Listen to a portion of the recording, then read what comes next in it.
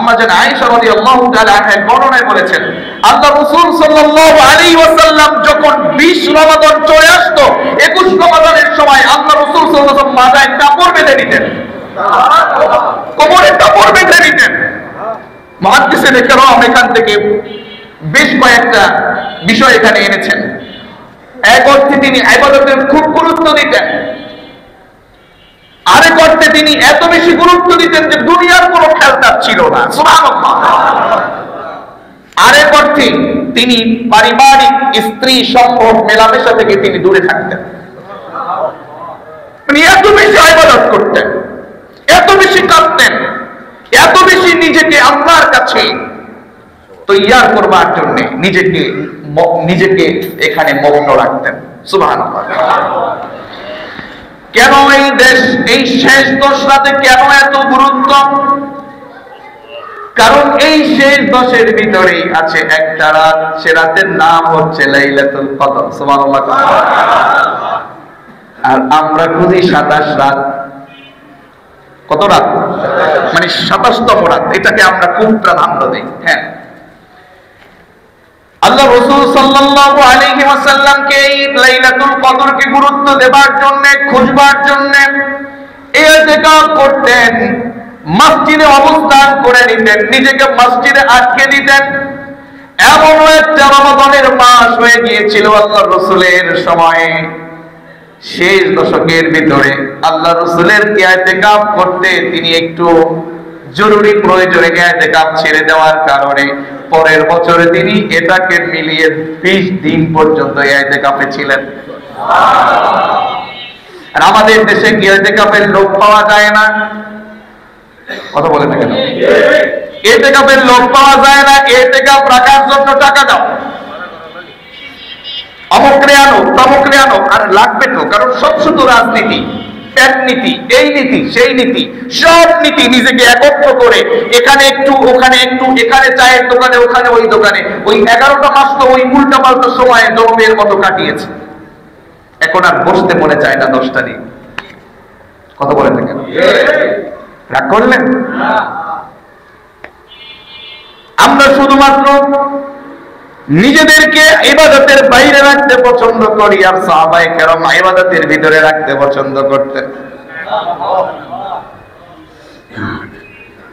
ইমাম বাইহাকী রাহিমাহুল্লাহ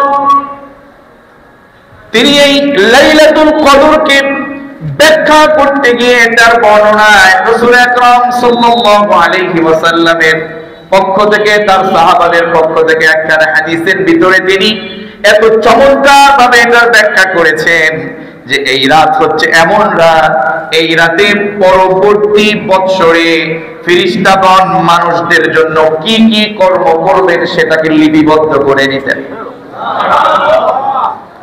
এই রাতকে খুঁজবার জন্য সাহাবায়ে কেরাম পাগল পারা হয়ে যেতেন।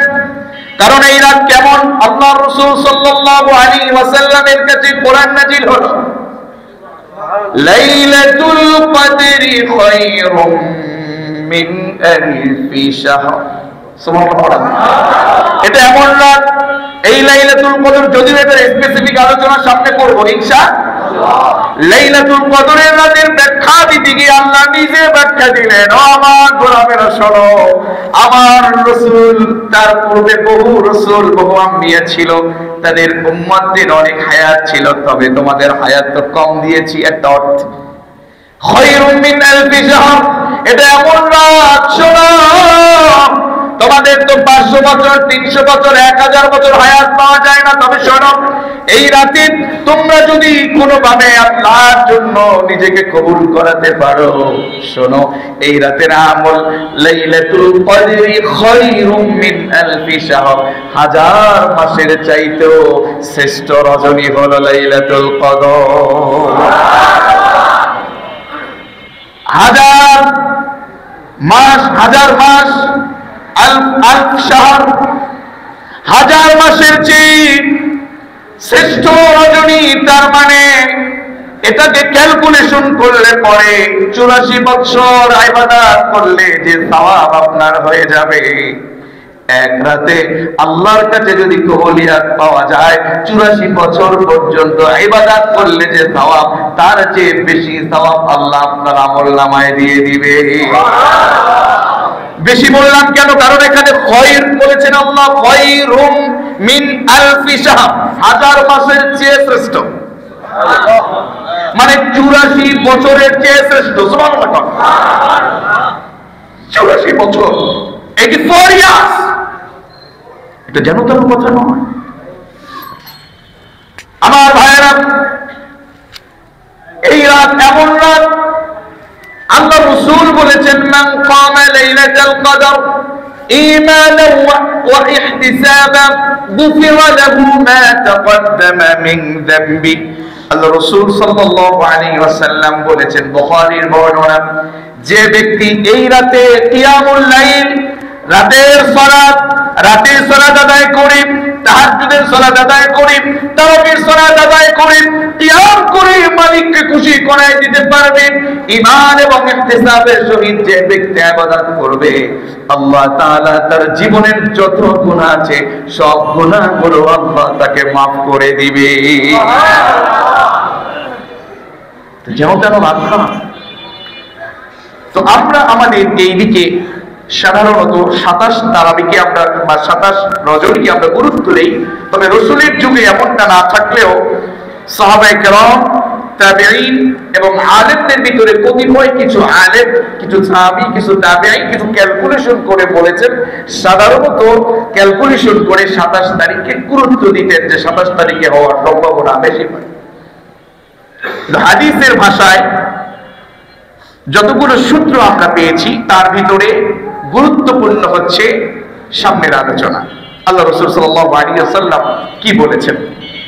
আল্লাহ রাসূল বলেছেন, মান কানা মুলতামিসা ফালইলতামিসহা ফি আল-আশর আল-আওয়াখির। আল্লাহ রাসূল বলেছেন, শোনো, যদি কেউ লাইলাতুল কদর খুঁজতে চায়, আমরা কি লাইলাতুল কদর খুঁজতে চাই? বলেন না, একটু বুঝে শুনে বলেন, লাইলাতুল কদর কি খুঁজতে চাই? এখন আগের মুরব্বী, আগের হুজুর, আগের প্রিয় ভাইয়েরা কি বলেছেন এটা নয়, বরং আমাকে দেখতে হবে কোরআন এবং সুন্নাহ।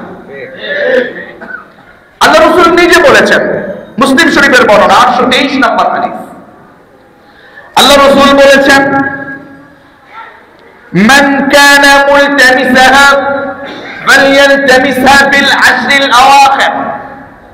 ও আমার উম্মতেরা, তোমাদের ভিতরে এমন যদি কেউ থাকে যে ব্যক্তি লাইলাতুল কদর খুঁজতে চায়, সে যেন রমজানের শেষ 10 রজকে, শেষ 10 রজনীতে সে যেন লাইলাতুল কদরটা খুঁজে নেয়। খুঁজতে বলেছেন, কি করতে বলেছেন?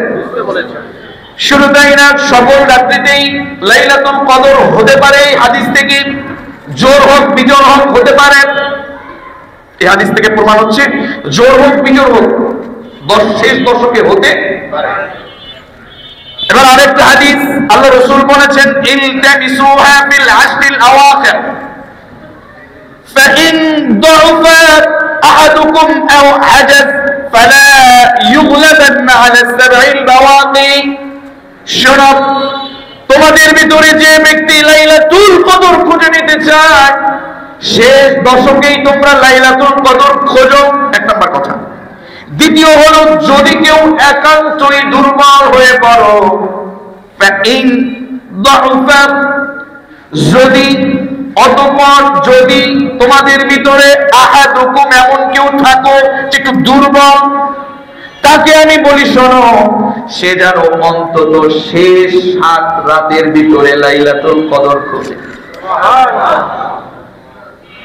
এবার সামনে আরেকটা হাদিস, আল্লাহ রাসূল বলেছেন, ইন্নী উরিদু লাইলাতুল কদর, নিশ্চয় আমাকে লাইলাতুল কদর আল্লাহ তাআলা আমাকে দেখিয়েছেন, তবে সুম্মা উনসিতুহা, শোনো আমার উম্মতেরা, এর পরের কথা বলি, আমাকে আল্লাহ দেখিয়েছেন, তবে এরপরে আবার আমাকে সেটা ভুলিয়ে দেওয়া হয়েছে।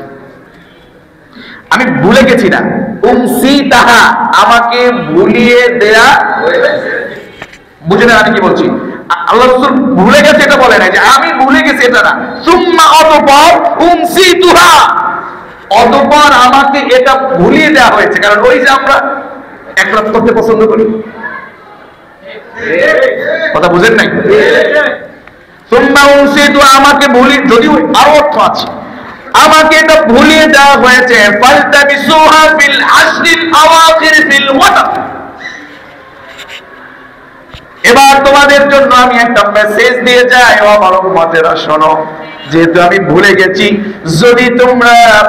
যদি তোমরা লাইলাতুল কদরকে খুঁজতে যাও, শোনো আমি বলছি ফালতামিসুহা, তাহলে তোমরা তালাশ করবে কোন রাতে, জানো কোন রাতে? ফিল আশরিল আওয়াখির ফিল ওয়াতর, শোনো শেষ দশকের ভিতরে বেজুর যে রাতগুলো আছে, এই রাতে তোমরা লাইলাতুল কদর খুঁজে নিবা। তার মানে এখান থেকে 21, 23, 25, 27, 29 এখান থেকে আপনি পেলেন। তবে আমি আপনাদের জন্য এবার একটা মেসেজ বলছি, সেটা হলো আমাদের এখানে যাদের একটু কর্ম ব্যস্ততা একটু কম, কিংবা কর্মব্যস্ততা অনেক বেশি, প্রতি রাতে তারাবির সালাত তো পড়ছি, এটাও কিয়ামের ভিতরে চলে যাচ্ছে, কিন্তু এই তারাবির পরেও আমরা যখন শেষ রাতে আমরা উঠি, আমরা 4টা রাকাত 8 রাকাত আমরা কি পড়তে পারবো না? চেষ্টা করলে কি পারা যায় না? আমার তো মনে হয় পারা যায়। তারাবির পরে ঘুমাচ্ছেন, এরপরে তো আপনি আবার উঠেই যাচ্ছেন, উঠতেই হচ্ছে সাহারি খেতে। সাহারির যেহেতু অন্তত এই 10 দিনে, যদিও সাহারি সুন্নাত কোন সন্দেহ নেই, তবে আমাকে অন্তত এই 2টা রাকাত সালাত যদি আদায় করতে পারি, তার মানে 84টা পাঠক 2 রাকাত করে পড়ার সওয়াব আল্লাহ তাআলা আমলনামায় দিয়ে দিবেন। এটা কি জানার কথা? আমার আল্লাহ কি দিতে পারে না? না পারে না? আল্লাহ দিতে পারে কি পারে না? এবার আসেন আপনার আমার নামাজ আর সাহাবীদের নামাজ। এই শেষ দশকে শুনলে আপনি চমকে যাবেন, অবাক হবেন। আল্লাহ রাসূল সাল্লাল্লাহু আলাইহি ওয়াসাল্লাম, সাহাবায়ে কেরাম, তাবেঈন, তাবেঈন, এনাদের আমল ক্যালকুলেশন করে মুহাদ্দিসিন কেরাম, মুফাসসিরিন কেরাম এমন তথ্য আমাদেরকে দিয়েছেন, এক রাতে তারা সালাত আদায় করতে গিয়ে সালাতের ভিতরে আল্লাহ রাসূল সাল্লাল্লাহু আলাইহি ওয়াসাল্লাম সহ তার সাহাবায়ে কেরাম, তাবেঈন, তাবেঈন এত লম্বা সালাত করতেন, এত লম্বা আমল করতেন, সেই লম্বা সালাতের ভিতরে এক রাতে 10 পারা 12 পারা পর্যন্ত তেলাওয়াত তাদের নামাজে হতো। বুঝে বলছেন তো? সুবহানাল্লাহ, বুঝে বলছেন তো? এক পারা পড়তে অন্য মসজিদে 40 মিনিট, আমাদের এখানে 1 ঘন্টা, আবার অন্য মসজিদে 1.5 ঘন্টা, আমাদের এখানে 2 ঘন্টা। কেন? এরকম লোক আছে না নাই? কথা বলেন না কেন? এরকম লোক আছে না নাই?